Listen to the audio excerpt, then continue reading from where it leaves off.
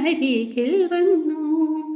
ഇന്നലെ നീയൊരു സുന്ദര രാഗമായി പൊന്നോടക്കുഴലിൽ വന്നൊളിച്ചിരുന്നു.